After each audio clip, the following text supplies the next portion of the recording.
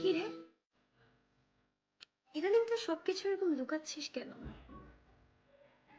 আরে বাবা, আমি আছি তো, আমাকে বল।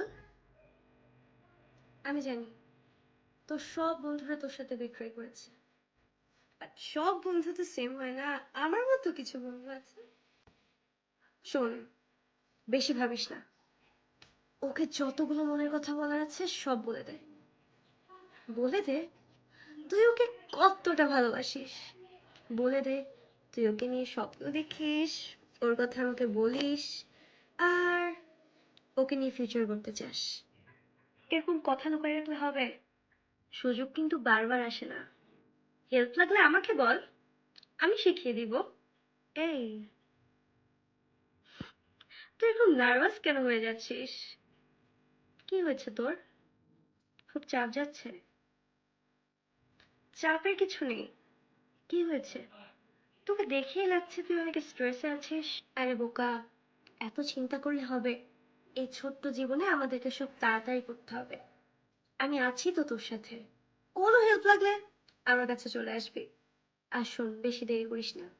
ওকে গিয়ে জানিয়ে দে তুই ওকে কতটা লাইক করিস, আর কতদিন লুকায় রাখবি।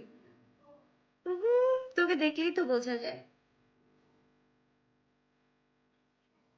তোর কি হয়েছে? ইদানিং এত চাপ কেন নিচ্ছিস? আমরা সবাই অনেক চাপ নিয়ে ফেলি, তাই না? সবকিছু নিয়ে।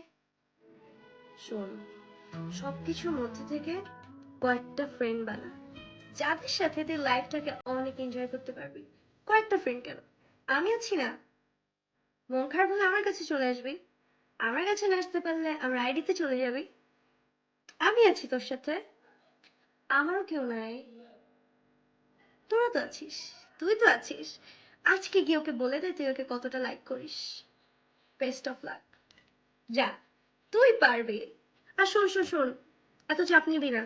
অলওয়েজ রিমেম্বার, একজন না একজন তোর সাথে আছে। আর যদি কেউই না থাকে, তোর সাথে তুই আছিস।